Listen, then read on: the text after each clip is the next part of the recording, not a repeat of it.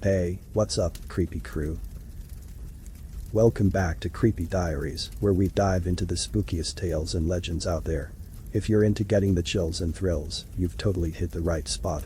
Don't forget to smash that subscribe button and ring the bell to keep up with our eerie adventures. Today, we're not just gonna spill one, but 3 spine-tingling stories about creepy abandoned amusement parks that'll totally glue you to your seat. Let's dive right into these eerie tales from Creepy Diaries.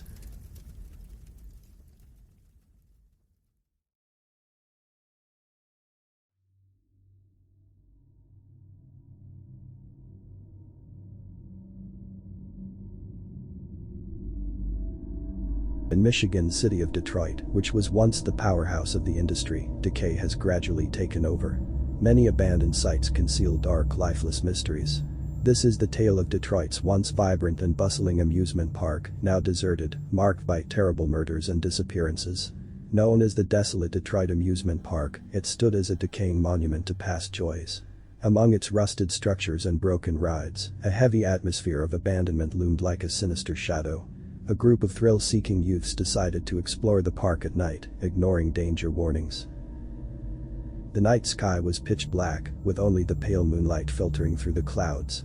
The rusty creak of the main gate echoed as the group entered, their footsteps resonating in the eerie silence.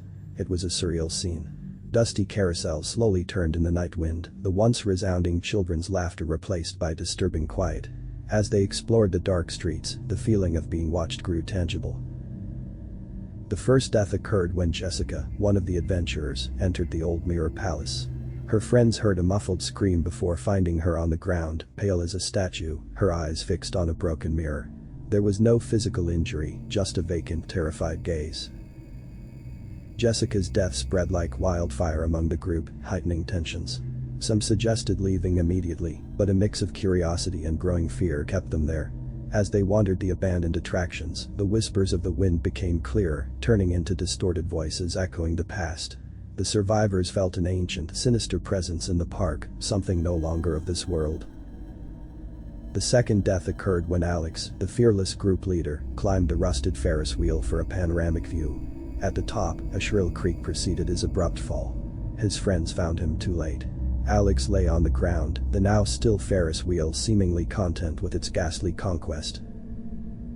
With each death, terror escalated, and the bonds of friendship began to crumble. Every shadow seemed to hide an unseen threat, and the air was thick with oppressive energy. Now halved in number, the survivors faced a tough choice. Stay and unravel the mystery or flee before becoming the next victims. Yet, something drew them deeper into the park, as if the place itself had a will. Nicole and Brian ventured into the haunted house, a maze of dark corridors and creaking doors. As they delved deeper, shadows danced around them, and distorted laughter followed. Nicole was the third to fall. Separated from Brian, she vanished in a thick mist that emerged from nowhere. Brian, now alone, hastened his pace, determined to uncover the truth behind the deaths and supernatural atmosphere. At the heart of the haunted house, he found an ancient, dusty, and worn book. Opening it, he learned of a tragic past. A deadly fire that consumed the park decades ago, claiming innocent lives. The spirits of these lost souls now sought justice, and the darkness enveloping the park was a manifestation of their wrath. Brian, understanding the connection between past and present, found a way to appease these tormented souls. He lit candles in memory of the deceased and whispered words of redemption into the night wind. As the last moonbeam pierced the darkness, the spirit seemed at peace. The park, now silent, returned to its desolate state. Brian, the sole survivor, left as the last echoes of lament faded. The once joyful and laughter-filled desolate Detroit, now shrouded in darkness, carried with it the dark secrets of a lost past. Brian never returned and vanished from the city. The park remained closed for years, waiting for new victims to consume in its perpetual curse.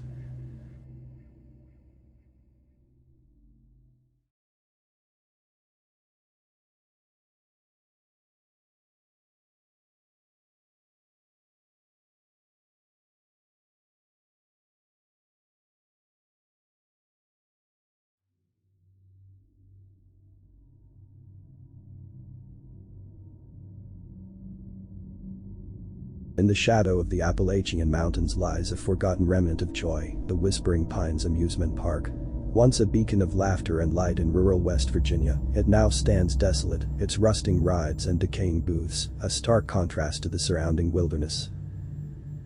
Our story begins with a group of college friends from a nearby town, drawn to the park's eerie legend. The park, abandoned since a mysterious fire in the late 70s, was said to be haunted by the spirits of those who perished in the flames. The group, led by the charismatic but reckless Jake, saw it as the perfect setting for an adventurous, if not macabre camping trip. As night descended, the park silhouette took on a menacing form. The moon, half hidden behind clouds, cast ghostly shadows across the overgrown paths. The friends set up camp near the old Ferris wheel, its silhouette a grim reminder of the past. The first sign of something amiss was the faint sound of carousel music drifting through the trees. Emily, the most sensitive of the group, felt a chill run down her spine. She tried to dismiss it as her imagination, but the music grew louder, more insistent. Later that night, when they explored the Hall of Mirrors, Emily vanished. Her friends searched frantically, calling her name, but only their echoes answered. They found her at dawn, sitting silently in front of a shattered mirror, her eyes reflecting a terror they couldn't understand. Panic set in. They decided to leave, but the park had other plans. The gates they had entered through were inexplicably locked. They were trapped. One by one, the friends began to experience terrifying hallucinations. The park seemed to prey on their deepest fears and darkest secrets. Jake, usually fearless, was tormented by visions of a fiery inferno, hearing the screams of those who couldn't escape. The climax came when they discovered the park's heart, a charred diary belonging to the park's former owner. It revealed a tale of loss, betrayal, and a curse the owner had dabbled in dark arts, seeking to bring eternal life to his park. Instead, he unleashed a malevolent force that fed on the living. They realized they had to break the curse to escape. In a harrowing ritual, using items left from the fire, they attempted to appease the restless spirits. As they chanted, the spirits of the past emerged, their sorrowful faces illuminated by firelight. With the breaking of the curse, the park fell silent, its oppressive atmosphere lifting. The gate swung open, allowing them to leave. But the park's shadow lingered in their minds, a haunting reminder of the night when reality blurred into nightmare. As the survivors departed, the park waited, its story not yet complete. For Whispering Pines Amusement Park was more than just a place, it was a repository of lost souls, ever hungry, ever waiting for the next curious visitor to wander into its grasp.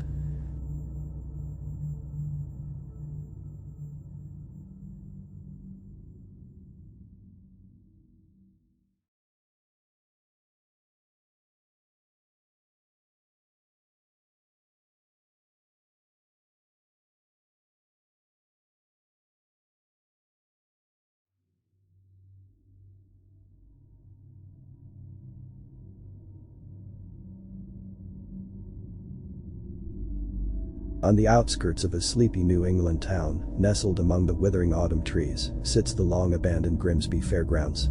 Every Halloween, local legend tells of strange occurrences within its rusting gates, a place where the veil between worlds grows perilously thin. Our story unfolds on a chilly Halloween night, when a group of high school friends, led by the ever-curious Sarah, decides to explore the forsaken fairgrounds. Amidst a backdrop of a full moon, they find themselves drawn to the skeletal remains of once vibrant rides and booths, now silent witnesses to a time long past. As they wander through the eerie stillness, the air is suddenly pierced by the distant haunting melody of a carousel. It's an impossibility, the power has been dead for years.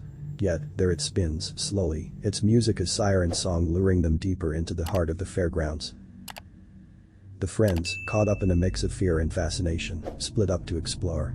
Sarah, intrigued by the old fortune teller's booth, ventures inside alone. The others, after a fruitless search for the music source, return to find the booth empty, Sarah nowhere to be seen. Panic sets in as they call out for her, their voices swallowed by the thick fog that begins to envelop the park. The atmosphere shifts, the air grows colder, heavier. The once playful adventure turns into a desperate search. Their search leads them to the Hall of Mirrors, where they find themselves disoriented, their reflections twisted into grotesque shapes. It's here they find the first clue, Sarah's locket, lying on the floor, its chain broken. As the night deepens, the group experiences chilling encounters. Whispers seem to echo from the shadows, and figures appear in the corner of their eyes, only to vanish when looked upon directly. The fairgrounds, feeding off their fears, become a labyrinth of horror. The turning point comes when they discover an old journal in the manager's office, covered in dust and forgotten. The journal speaks of a tragic accident on a Halloween night decades ago, a night when a young girl vanished, never to be found. The fairgrounds were closed soon after, left to decay, its sorrow trapped within. Realizing the connection, they piece together that Sarah's disappearance might be linked to the long-lost girl. In a desperate attempt to find their friend and appease the restless spirit, they conduct an impromptu seance at the carousel, the epicenter of the strange occurrences. As they reach out to the spirit world, the veil lifts briefly, revealing glimpses of the past laughter, screams, and the fateful Halloween night. In a fleeting moment of clarity, they see Sarah, her hand intertwined with that of a ghostly child, leading her back to them. With the break of dawn, the fairgrounds fall silent again, releasing its hold on Sarah. The friends leave, shaken but together, the echoes of the past still lingering in their ears. The Grimsby Fairgrounds, once a place of joy, now a realm of unresolved spirits, awaits its next Halloween, when the veil will thin once more, inviting the brave or the foolish to uncover its secrets.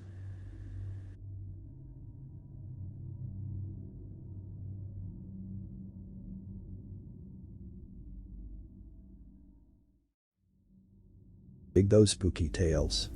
Then drop a comment with the stories you're itching to hear next. Click to peek 2 more bone-chilling tales, and hey, keep that bedroom door cracked open. Catch you later.